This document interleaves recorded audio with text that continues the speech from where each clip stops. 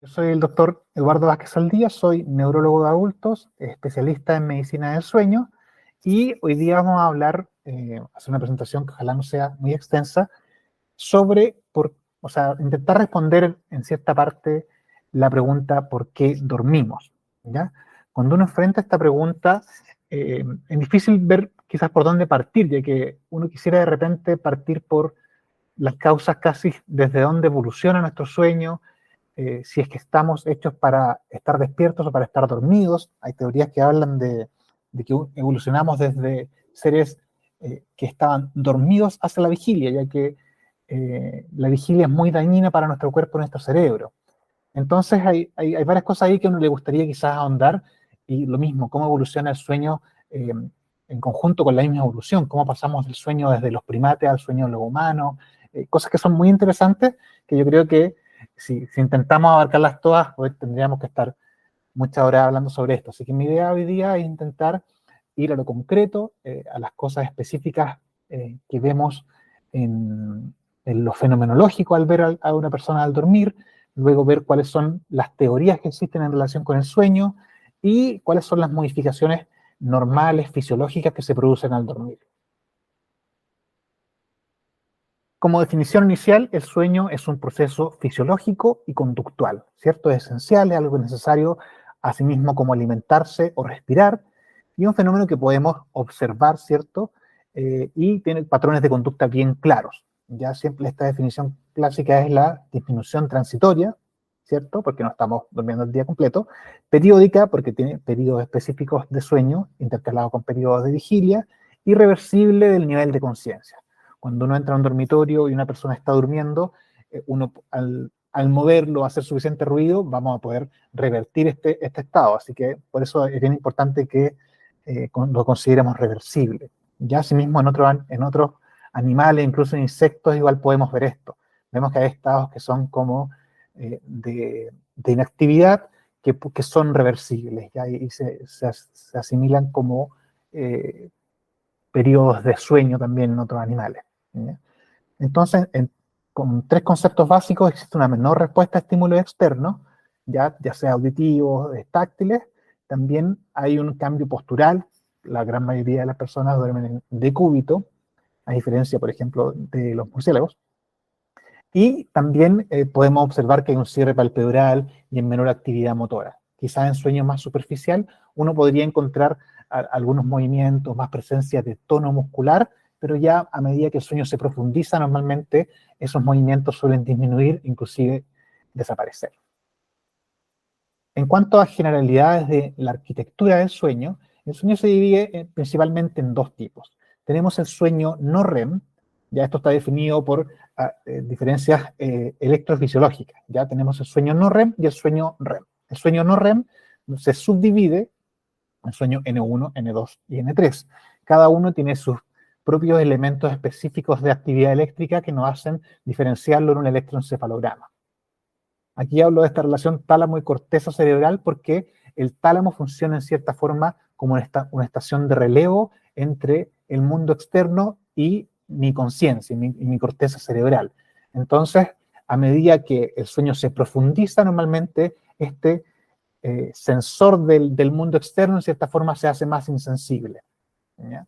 El sueño N1 normalmente es un sueño muy superficial de transición. Después en sueño N2 empiezan a aparecer algunos elementos eléctricos muy importantes, que son los usos de sueño, que los voy a mostrar en una fotito después, que tienen relación directa con la formación de memoria, así que es muy importante. Y después de eso viene un sueño ya mucho más sincronizado, con ondas de amplio voltaje, que es el sueño de ondas lentas o sueño tipo N3.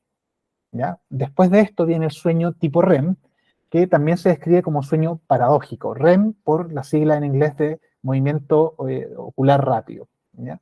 Tenemos un periodo donde hay una pérdida de tono muscular, prácticamente ningún músculo se mueve, aparte de los músculos que funcionan en forma automática, como los respiratorios o los cardíacos, y vemos movimientos oculares, ¿cierto? Ya que es muy frecuente que uno lo vea, que asume que la persona cuando está moviendo los ojos está soñando, ¿ya? Y tiene harto de eso. En sueño REM normalmente es donde tenemos mayor ensoñación onírica, o sea, mayor contenido de sueño que tienen un alto contenido también emocional, ¿ya? Durante esta parte del sueño, normalmente, como les decía, hay pérdida de fuerza muscular y hay una gran actividad cortical, como que el tálamo que tenía bloqueada un poco las señales hacia la corteza cerebral, como que las deja pasar nuevamente y nuestra corteza cerebral se ilumina y empieza nuevamente a funcionar como si estuviéramos despiertos. Pero el paso de esa actividad cortical hacia el resto del cuerpo está bloqueado. Ese es el sueño tipo REM. Por eso paradójico, porque la actividad eléctrica es muy activa, como si estuviéramos despiertos, pero la persona está sin fuerza muscular. Lo mismo uno ve cuando tomas a los niños, por ejemplo, en brazos cuando están durmiendo, que el brazo cae por completo sin ninguna fuerza. ¿Ya? Ese es el clásico sueño tipo REM. En cuanto a cómo se ve eléctricamente esto, acá arriba vemos, ¿cierto?, un paciente en vigilia, donde vemos una actividad eléctrica que es bien rápida, ¿cierto?, un poco caótica a ratos, sin grandes patrones que sean persistentes, pero sí podemos observar cuando las personas cierran los ojos que aparecen estas ondas que se llaman alfa, ¿cierto?, que normalmente aparecen a nivel occipital, ¿cierto?, a nivel posterior en el cráneo. Entonces uno coloca los electrodos ahí y puede ver esta aparición de ondas específicamente al cerrar los ojos. Al abrirlos, estas ondas tienden a desaparecer, ¿ya? Pero se pueden reactivar y activar con el abrir y cerrar de ojos, ¿ya? Después de esto, esas ondas alfa que aparecen a nivel occipital empiezan a fragmentarse en forma progresiva y entramos a sueño superficial etapa 1, ¿ya? Vemos que está un poquito más limpio, podríamos decirlo, la electricidad cerebral en este momento. Luego seguimos avanzando hacia el sueño etapa 2, donde aparecen estas ondas muy rápidas, ¿cierto?, en frecuencia, que son los usos de sueño. También aparecen unas ondas un poco más amplias en voltaje, que son los complejos K, ¿ya? Y en conjunto con un uso de sueño, normalmente nos hablan de que ya estamos en fase de sueño N2. Ya los usos de sueños tienen, como les decía, mucha importancia en la consolidación de la memoria. A medida que avanza la edad, tienden a irse acortando en duración, haciéndose menos densos, ¿ya? Y tiene relación directa con la capacidad de formar memorias nuevas, tanto en la adolescencia comparado con el adulto mayor, por ejemplo. Eléctricamente hay diferencia entre ambos cerebros. Después viene el sueño profundo, sueño de ondas lentas, donde vemos una actividad eléctrica muy distinta a lo que veíamos en vigilia, un voltaje muy amplio, ¿cierto?, muy sincronizado, y casi como si se estuvieran expandiendo las neuronas, por decirlo de alguna manera, y después contrayendo todas en conjunto, ¿ya? Y sí, de cierta forma como un bombeo de actividad neuronal. Y eso sí tiene relación con algunas de las funciones que tiene el sueño profundo, sobre todo en la parte de detoxificación, ¿ya? O sea, hay un elemento que es físico de lo que está pasando y lo podemos ver representado por estas ondas eléctricas que son de alto voltaje, ¿ya? Luego pasamos al sueño tipo REM, o sueño paradójico, donde la actividad eléctrica se parece un poco a mi sueño superficial en vigilia. Ya a veces inclusive cuesta diferenciarlo cuando uno está viendo un estudio de sueño. Pero lo que nos ayuda acá es que en forma ocasional pueden aparecer movimientos oculares rápidos, también disminución del movimiento de la fuerza muscular. Entonces todas esas cosas normalmente nos ayudan a completar la imagen. En cuanto a la distribución de cada una de estas etapas a lo largo de la vida va cambiando, desde la concepción hasta el nacimiento, principalmente el sueño REM predomina, que tiene relación directa con mi capacidad de formar nuevas conexiones neuronales, así que es muy importante al momento del nacer. Después, en el primer año empieza cada vez a disminuir en porcentaje a medida que se van ya aprendiendo y formando ciertas conexiones neuronales, y después se mantiene más o menos estable desde los 1 o 2 años hasta aproximadamente los 50, 60 años, después empieza a disminuir en forma progresiva, ¿ya? Pero nunca desaparece. El sueño no REM también tiene un aumento progresivo que normalmente llega a su pic al final de más o menos entre los 20 a los 25 años, y tiene relación con la maduración cerebral. La forma en que el sueño no REM, sobre todo el sueño profundo, va madurando suele ser desde el nivel occipital hacia el nivel frontal, ¿ya? Y que tiene sentido también con cómo funciona el cerebro adolescente, ¿cierto? Primero, esta cosa de de tener visión del mundo externo y vamos avanzando hacia lograr inhibición de impulsos, principalmente que están dadas por nuestra corteza frontal. Entonces, esa es la última parte que termina en cierta forma de completar este proceso de maduración. Y eso se ve tanto en lo conductual como también en la electricidad de nuestro sueño. ¿Cómo se distribuyen durante la noche? Tenemos varios ciclos, ¿cierto? Que pasamos desde despierto, sueño etapa 1, luego 2, un sueño N3, ¿cierto? Un brote pequeño de sueño REM y parte el segundo ciclo. Cada ciclo en promedio son 90 a 100 minutos, ¿ya?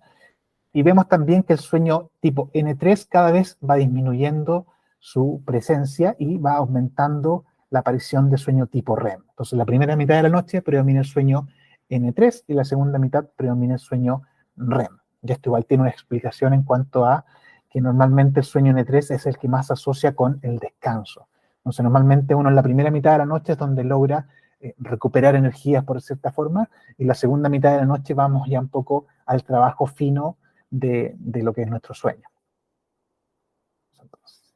Los procesos que gobiernan el sueño, principalmente tenemos dos, ¿ya? Uno es el proceso homeostático o proceso S, que es la presión por dormir, ya la necesidad por dormir.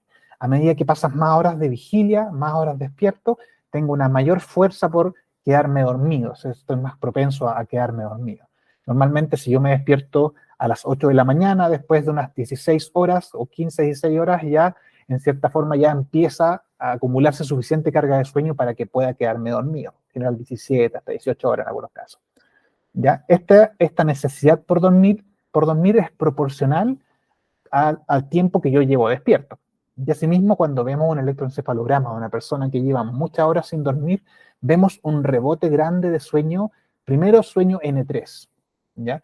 Y esto es bien importante porque se ha intentado buscar la causa buscar qué sueño es más importante, si el sueño no REM o si el sueño REM.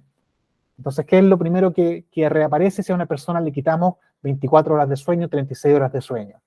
¿Ya? O si es que lo despertamos en la primera mitad de la noche y no lo dejamos tener sueño REM, o si es que lo despertamos más temprano, o sea, que tenga solamente sueño no REM o que tenga solamente sueño REM. Entonces, se han hecho varios estudios de este tipo y normalmente lo que se ha encontrado es que los dos son igualmente necesarios. Ya no existe como que perder la mitad de la noche de sueño no genera mayor beneficio de ninguna manera, y ni siquiera ni el sueño REM ni el no REM por sí solos son suficientes para funcionar bien de día. Ahora, específicamente sí se ha visto que si vamos a perder una mitad de la noche, sería mejor perder la segunda mitad. Ya el sueño no REM, en cierta forma, como nos ayuda con la restauración, con procesos específicos de consolidación de memoria, podrían ser una opción si es que fuera inevitable, quizás levantarse más temprano que acostarse más tarde. Ya, obviamente no recomendándolo, pero si nos vemos enfrentados a una situación de ese tipo, quizás esa sería la forma más fisiológicamente correcta. ¿Ya? Este proceso está mediado por la adenosina, que se produce por los astrocitos, ¿cierto? Células cerebrales que son como parte de la producción de energía, ¿cierto? Tenemos esta adenosina que se va acumulando durante el día. Esta adenosina actúa en receptores de adenosina, algunos que nos ayudan a eh, inhibir la vigilia, o sea, a que nos dé sueño, y otras a promover la somnolencia. ¿Ya? Aquí es importante la adenosina pensando en que tanto la cafeína como las xantinas normalmente lo que hacen es unirse al receptor de adenosina. Entonces, esa es la forma en que nos quitan el sueño, ya en la cafeína específicamente. Pero no hacen que se elimine la adenosina. Entonces, bloquean el receptor, pero la adenosina se sigue acumulando. Entonces, cuando el efecto de la cafeína se pasa, yo ahí tengo este crash de cafeína y tengo una gran somnolencia, ¿ya? Porque no estoy eliminando la adenosina que se va juntando, solamente impidiendo que se una a su receptor. En cuanto al ciclo circadiano, este es el otro proceso que gobierna el sueño, el proceso C, se basa, ¿cierto?, en este reloj endógeno, un reloj que está justo en el centro de nuestro cerebro, que es el núcleo supraquiasmático del hipotálamo, donde recibimos ciertos días de entrada, que son los sincronizadores ambientales, ¿cierto? El ciclo luz-oscuridad, el más importante, la actividad, el reposo, la alimentación, el ayuno, todas esas son las señales que llegan a este reloj. Y por el otro lado tenemos las vías de salida, que son los ritmos manifiestos que uno puede medir en el organismo, ¿cierto? Si esta persona está despierta, si está dormida, si es que está comiendo, si es que no está comiendo, cuál es su temperatura corporal, cómo es su actividad física, sus ritmos endocrinos, sus ritmos metabólicos, todas cosas que podemos observar. Por ejemplo, lo mismo, los glóbulos blancos varían durante el día, durante la noche, la fuerza física, la capacidad de cicatrización, todas esas cosas van variando dependiendo de este ciclo circadiano. Aquí hay una representación que si bien no es la mejor de la foto o imagen en cuanto a calidad, pero se puede entender lo mismo, ¿cierto? Aquí tenemos el ojo representado y el núcleo supraquiasmático con este reloj. Entonces acá a la izquierda tenemos todas las entradas, ¿cierto? Ciclos, luz, oscuridad, actividad, reposo, alimentación, y nuestra retina capta la señal de luz o la ausencia de luz y transmiten esta señal al núcleo supraquiasmático para que logremos esta salida al otro lado. Ya principalmente la luz es la señal de que tenemos que mantener la vigilia, entonces tiende a bloquear la producción de melatonina. Y al revés, la ausencia de luz tiende a aumentarla. Y así empezamos la oscilación de nuestros ritmos circadianos. Ya esto es una ciencia grande, ya la cronobiología, que tiene aplicaciones prácticamente en todas las áreas de la ciencia. En qué horarios deberíamos ocupar las quimioterapias, en qué horarios deberíamos ocupar los antihipertensivos, los anticonceptivos, todo tiene relación con los ritmos circadianos propios de cada persona. Ahora, ¿cómo se interrelacionan estos dos procesos? Si bien uno podría pensar que van de la mano, sí van en conjunto, pero no dependen el uno del otro. ¿Ya? El proceso C, ¿cierto?, que tiene que ver con el ciclo circadiano, tiene cierta ritmicidad constante. ¿Ya? Está, ¿cierto? Cuando estoy durmiendo tengo bajo nivel de vigilia, después despierto, tengo alto nivel de vigilia, y así al otro día en la noche nuevamente bajo nivel de vigilia, despierto, alto nivel de vigilia. El proceso S, a medida que duermo, la adenosina disminuye, descanso, llega a su punto mínimo, despierto y empiezo a acumular nuevamente presión de sueño y adenosina. Normalmente en conjunto con mi capacidad para mantener la vigilia. ¿Ya? A medida que acumulo más adenosina, menos capacidad para mantener la vigilia. Y ahí me quedo dormido, libero la adenosina y parte el proceso nuevamente. Entonces aquí está reflejado en 2 días completos, ¿cierto? Un sueño, despierto, otro sueño. Ahora, ¿qué pasa, por ejemplo, si es que trabajé en un turno de noche y tengo que mantenerme despierto el otro día en la mañana? Entonces, a pasar de largo una noche completa. Normalmente, la adenosina se sigue acumulando, ¿ya? Hasta cierto punto que ya no se puede soportar más, pero se sigue acumulando. Y lo que suele pasar, sobre todo los que han hecho turnos en la noche, es que llega un punto en que tengo muchísimo sueño, no sé, entre las 3 y las 5 de la mañana, pero ya pasando las 6, 7 de la mañana como que se me quitó un poco el sueño y me quedan unas cuantas horas más para funcionar. Y eso es porque mi ritmo circadiano nuevamente se activó por la luz y los marcadores externos y sigue ciclando en forma normal. ¿Ya? Independiente de que yo siga acumulando carga de sueño por no dormir. Entonces, como que tengo un empujón durante la primera mitad del día que me ayuda a mantenerme despierto, específicamente basado en que mi ciclo circadiano sigue ciclando en forma normal. Y, claro, cuando ya llegan las 4 o 5 de la tarde, como que ya la presión por dormir es tanta que me quedo dormido. Entonces, tengo un gran rebote de sueño profundo. Esto pasa harto en los adultos mayores cuando se alteran sus fases de sueño. Entonces, se adelanta un poco el horario en que se quedan dormidos y así en forma intermitente duermen a ratos viendo televisión sentados en el sillón en la tarde.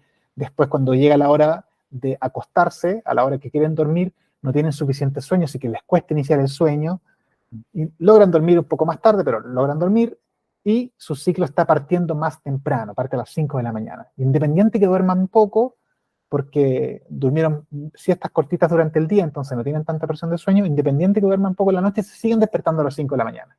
¿Ya? Porque su ciclo circadiano está con un avance de la fase, entonces todos los días igual se despiertan a las 5, independiente que les cueste dormir en la noche, que duerman a saltos durante la noche, ¿ya? Su ciclo circadiano sigue esta ritmicidad, entonces eso hace que a pesar de que quieran dormir más, no puedan, y a pesar de que estén más cansados, tampoco puedan dormir más. Ahora, ¿cómo se relacionan estos, la melatonina, ¿cierto?, con mi necesidad por dormir y la temperatura?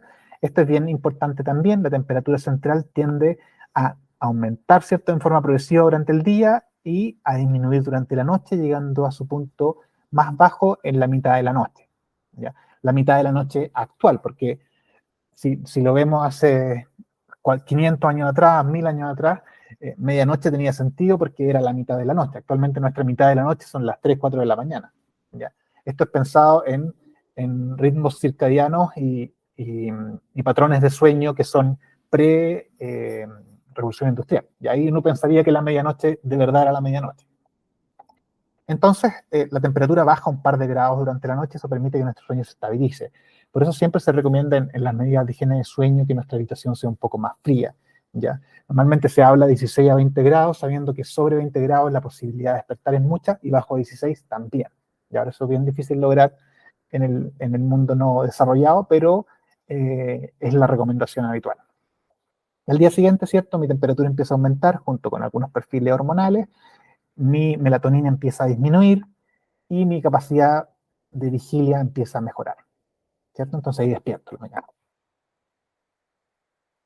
Ahora, en cuanto a las funciones del sueño, ¿ya? Existen varias teorías que han avanzado durante los últimos ya casi 50 años. La primera de ellas fue, bueno, no necesariamente la primera, pero una de las que hizo más eco inicialmente fue la hipótesis ecológica, y que hablaba del concepto de la inactividad adaptativa. Esto es de los años 70, ¿ya? La teoría era que el sueño provee inactividad cuando las chances de conducta son bajas, ¿ya? O sea, tiene sentido. Ahora, este concepto se fue actualizando, y ya en el 2009 lo que se propuso es que el sueño es un estado adaptativo, ¿ya? Que optimiza el momento, o sea, el timing y la duración del comportamiento, ¿ya? Como que lo va ordenando. Ahora, hay varias cosas que hacen dudar de esta teoría y que han hecho que evolucione y que aparezcan nuevas formas de interpretar las funciones del sueño. Uno es que esto no considera que existe el sueño no REM y el sueño REM. Ya, entonces, claramente ahí hay un punto que quizás valdría dilucidar mejor. Por otro lado, existen algunos animales que, pese a tener una necesidad de comportamiento activo, igual duermen.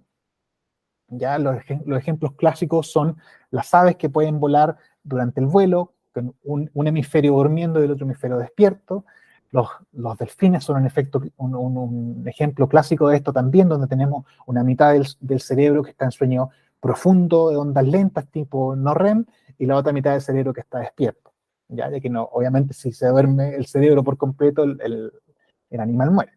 ¿Ya? Y asimismo, pero no observamos sueño REM en ese tipo de animales cuando están en el agua. Ya muchos animales acuáticos en general suelen no tener sueño REM en el agua, pero si salen del agua pueden tener sueño REM. Ya eso es bien importante, sobre todo pensando en la capacidad de sobrevivir cuando se está en el agua. Ya el sueño REM, en cierta forma, nos desprotege un poco del entorno. Entonces, muchos animales han evolucionado en relación a sus depredadores. Ya asimismo, los mismos humanos nos pasó lo mismo. ¿Ya? Los primates o los humanos eh, inicialmente teníamos mucho menos sueño REM, ¿ya? Y la seguridad de no ser comidos ni picados por bichos o atacados mientras estábamos durmiendo, muy vulnerables, hizo que tuviéramos inicialmente muy poco sueño REM, porque al principio también dormíamos en los árboles, ¿ya? Pero a medida que el cerebro creció en tamaño, aumentó se creó el fuego, principalmente se creó probablemente el marcador más importante que nos permitió avanzar en porcentaje de sueño REM. Nosotros como humanos tenemos casi el doble, el triple que los otros primates, ¿ya? Pero ahí, bueno, hay un tema gigante que se puede hablar de cómo evolucionó la arquitectura del sueño durante toda la historia de la humanidad, que es bien interesante. Y la otra teoría que también ha ido perdiendo fuerza es la teoría del descanso, la conservación de energía. Ya la privación de sueño se asocia con un aumento del gasto energético, con un aumento de resistencia a la insulina inclusive, y estos hallazgos llevaron a la teoría de que la conservación de energía era una de las funciones del sueño. Ahora, el ahorro energético en sueño es bien marginal. Ya el sueño tiene un predominio de sueño N2, sueño REM, donde no hay mucha eficiencia energética. Así que esto en realidad no ha tenido tanto asidero a través de los años. Ya la otra parte que sí tiene harta más evidencia es la detoxificación del sistema nervioso central.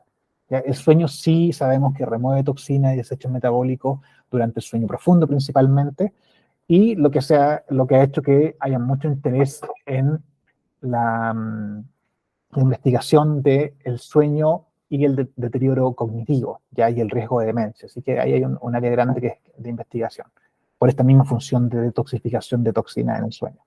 La otra parte es la regulación anímica, que también tiene harta literatura que lo soporta, donde sabemos que el sueño REM normalmente genera regulación anímica, genera procesamiento emocional, entonces va dirigido específicamente en pacientes que puedan tener estrés postraumático, trastornos del ánimo. Hay varias formas en que el sueño REM está desinhibido, si es que el paciente tiene un mal procesamiento emocional, y que en cierta forma los tratamientos buscan normalizar un poco esa inestabilidad del sueño tipo REM. Así que es una función que sí tiene harto sustento. El aprendizaje y la consolidación de la memoria, esto también junto con la parte anímica es bien significativa. El mismo sueño REM contribuye a la consolidación de memorias nuevas. El sueño no REM, como les explicaba, con algunos elementos específicos como los usos de sueño, también se han asociado con consolidación de memoria, tanto la noche anterior al conocimiento nuevo como la noche posterior al sueño nuevo. Mientras más densos sean en estos elementos específicos que se llaman usos de sueño, normalmente mejor es la consolidación de la memoria, y en cierta forma la memoria funciona como una memoria de corto plazo, ¿cierto? Que después se guarda en un lugar para poder recordarla en el largo plazo. Entonces, ese paso y esta como limpieza de mi memoria a corto plazo, sin olvidar, se asocia, cuando funciona de buena manera, con un sueño que tiene alta densidad en usos de sueño, que son estos elementos gráficos que les mostraba al principio. Y claro, en el sueño profundo también se fortalecen las sinapsis, se reestructuran las representaciones de la memoria, así que es bien importante. En cuanto a la mantención de redes neuronales, la neuroplasticidad, sabemos que también el sueño REM elimina algunas redes neuronales que son o no funcionales, poco eficientes o sin uso. Se produce esta poda sináptica, se hace una mantención de la infraestructura sináptica y se van generando nuevos patrones de redes neuronales. Y ahí vamos fortaleciéndolas con el sueño. Y esto es muy útil sobre todo para aprendizaje tanto motor como verbal. Ya todas estas cosas están bien estudiadas y hay otros estudios bien interesantes sobre esto. Por último, la optimización de la respuesta inmune. El sueño, sabemos que el sueño profundo específicamente mejora la respuesta inmune, ayuda a estabilizar la memoria inmunológica. Las personas que tienen buena calidad de sueño normalmente tienen mejor inmunidad, menos riesgo de cuadro infeccioso, mejor respuesta inmune a las vacunas. Ya, entonces ya está evidencia de esto también. ¿Cuáles son los cambios fisiológicos durante el sueño? Ya habiendo visto cuáles son las teorías que han emergido en los últimos 70, 80 años sobre por qué dormimos, hay cosas que pasan durante la noche que sí se han objetivado en forma muy repetida durante todo este tiempo. Hay cambios cardiovasculares, ya disminuye el gasto cardíaco, la resistencia vascular periférica, o sea, tiende como a darle un reposo a nuestro sistema cardiovascular en la noche. Sabemos que en sueño profundo tipo no REM hay una disminución de la actividad simpática, que es la que hace aumentar la presión, la frecuencia cardíaca, ¿cierto? Y un aumento de la actividad parasimpática, o sea, pasamos a un estado como de verdadero reposo cardiovascular. Y se observa esta caída de presión arterial aproximadamente de un 10%, que se conoce cuando uno ve un estudio de presión arterial de 24 horas como el dip nocturno de la presión arterial. Y en algunos casos, el que esté ausente es un indicador de que algo está pasando en la noche. ¿Ya? Así que es importante y en esos casos ir a buscar específicamente trastornos del sueño. Sabemos también que en sueño tipo REM hay brote de actividad simpática, hay cierta desorganización de la parte cardiovascular durante el sueño tipo REM y algunas veces aumento de frecuencia cardíaca, de presión arterial y alteraciones de los patrones respiratorios que son bien frecuentes en esta etapa.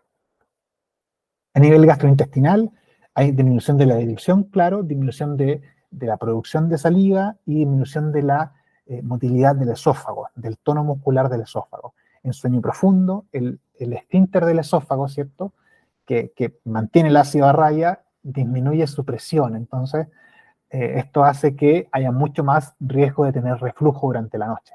Sumando que durante la noche, sobre todo la primera mitad de la noche, la secreción ácida gástrica está en su pico.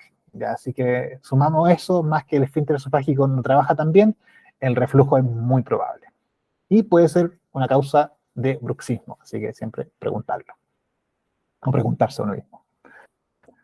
En cuanto a los otros cambios que pueden aparecer a nivel renal y genitourinario, en la noche hay menor producción de orina, ¿cierto? A eso lo podemos ver en términos casi fenomenológicamente, ver que la gente se levanta menos al baño en la noche.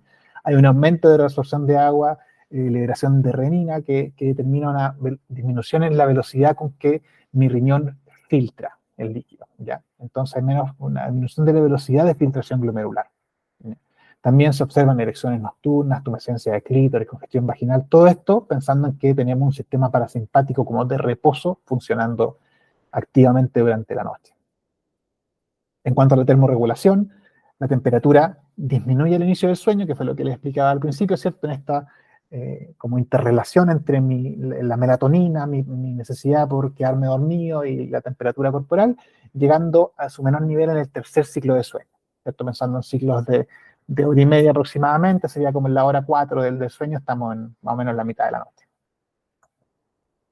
A nivel endocrino, la hormona de crecimiento tiene su pic en el primer ciclo de sueño N3. Esto es bien importante porque, sobre todo en la adolescencia, en las personas que practican deporte, normalmente es necesaria la hormona de crecimiento para la hipertrofia muscular, para el crecimiento, y normalmente muchos de los deportistas suelen ocupar estimulantes de vigilia, cafeína para entrenar, y obviamente muchos de los esfuerzos que hacen al entrenar se pierden o no son suficientes o no se ven tanta ganancia al perder mi primer bloque de sueño. Algo parecido que pasa con los adolescentes igual en relación a los hábitos de sueño que son normalmente bien poco saludables en la adolescencia, pero explicado en términos fisiológicos. Ya la fase de sueño del adolescente es distinta que la de los adultos, pensando en esta misma maduración del cerebro. Entonces, normalmente antes de los 20 años, la fase de sueño está retrasada en forma normal.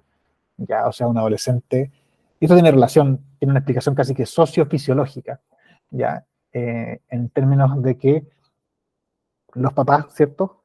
Con esta brecha, digamos, de 30 años, por ejemplo, 50 años tienen los padres, su fase de sueño ya está bien ordenada en términos generales, se queda dormido, no sé, digamos, a las 10, 11 de la noche, se despierta a las 6 de la mañana, 7 de la mañana, y ese es su ritmo de sueño. Y ve a un adolescente que él se va a dormir y él sigue, lo del adolescente sigue despierto 3 horas más y se levanta 3 horas más tarde. Entonces, claramente, eso tiende a desesperar un poco a los padres e intentar que los niños tengan un ritmo o los adolescentes tengan un ritmo de sueño parecido al de ellos, ¿ya? En cierta forma olvidando que cuando fueron adolescentes también su fase de sueño tenía este retraso, ¿no? Y se ha intentado, aparte de las causas de maduración cerebral, como este espacio de separación del vínculo un poco con los padres, ¿cierto? De tener este espacio de vincularse con el entorno una vez que los padres están dormidos, ¿ya? Pero eso es otro análisis que es bien interesante también y quizás valdría la pena analizar en algún momento como la parte social que tiene el sueño también, ¿ya?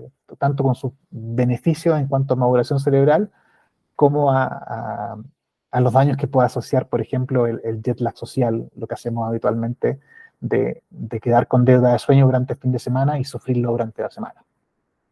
El cortisol también disminuye al inicio del sueño, aumenta de forma progresiva durante la noche y hace su pico el momento antes de despertarnos. Las hormonas tiroideas también disminuyen sus niveles en el sueño. La insulina, la leptina, la grelina, estos son súper importantes por la prevalencia y la frecuencia que tenemos de enfermedades metabólicas. La insulina aumenta sus niveles en sueño y aumenta la sensibilidad a la insulina durante la noche. Entonces, un paciente que duerme poco y tiene poco sueño profundo, tiene más alta la glicemia en la mañana, tiene más alterado este test de tolerancia a la glucosa oral a las 2 horas de haber tomado esta bolsa dulce, ¿cierto? A las 2 horas la glicemia va a estar más alta que un paciente que duerme bien. Y lo otro importante son la leptina y la grelina, dos hormonas que tienen relación con el apetito y con la sensación de saciedad. ¿Ya? La leptina aumenta en sueño profundo, la grelina aumenta en su nivel mínimo en la madrugada, por lo que podemos pasar la noche en ayuno sin problema. Ahora, si yo me mantengo despierto, eso en cierta forma, ¿qué es lo que hace? Si un animal se mantiene despierto, en términos generales, es porque está buscando comida o se está intentando reproducir. ¿Ya? Entonces, ¿qué le dice la privación de sueño o el no dormir en mi cerebro primitivo? Dice, hay que buscar comida. Ya no estamos durmiendo, estamos decidiendo no dormir porque tenemos una necesidad mayor de supervivencia que es la comida. Entonces, las hormonas van a reaccionar en relación a ese mismo concepto evolutivo. Y vamos a tener un aumento de la grelina, un aumento del apetito, como este craving por buscar comida, y una disminución de la leptina con con menos saciedad. Entonces las personas, por ejemplo, que trabajan en turnos, suelen comer más, ¿ya? Y tomar peores decisiones igual con la comida, porque el dormir poco, en cierta forma, nubla un poco mi capacidad de tomar buenas decisiones. Por otra parte, una persona que duerme menos de 6 horas en promedio come 300, 400 calorías más que una persona que duerme lo suficiente. Y eso si sumamos en un año completo podrían ser casi hartos kilos más que se podrían subir solamente por dormir mal. ¿Ya? Así que es súper importante tener este concepto claro, sobre todo si tenemos pacientes que están en proceso o intentando bajar de peso. ¿Ya? El sueño ahí es un factor determinante que podría marcar la diferencia. Por último, entonces, las conclusiones. Lo, las, los puntos más importantes. El sueño es un pilar de la vida saludable, ya es esencial y recuperable, es tan importante como respirar, como alimentarse. Ya no se puede recuperar, ya, así que eso es vital. El daño se acumula cuando yo no duermo. Es importante mantener rutinas de sueño constantes en cuanto a la alimentación, el ejercicio, la hora en que me despierto en las mañanas, pero que no sean rígidas. Ya la rigidez en cuanto a las rutinas del sueño normalmente genera más problemas que lo que ayuda. Y si es que estamos presentando dificultad para conciliar, mantener el sueño, somnolencia excesiva durante el día, ronquidos, pausa respiratoria al dormir, o sea, esos son signos clásicos y síntomas clásicos de que valdría la pena consultar con un especialista en medicina del sueño o alguien que tenga formación en medicina del sueño. Por último, esta frase ya en el 1600, Shakespeare ya nos delineaba la importancia del sueño, ya hablando, ¿cierto?, como el sueño desenreda esta madeja del desasosiego, es un baño para las duras fatigas, bálsamo de los espíritus doloridos, y por último, esta frase que me gusta es el alimento primordial del festín de la existencia. O sea, claramente ya sabemos hace 500 años la importancia del sueño y la idea es que podamos ocupar ese conocimiento y aplicarlo a nuestro día a día.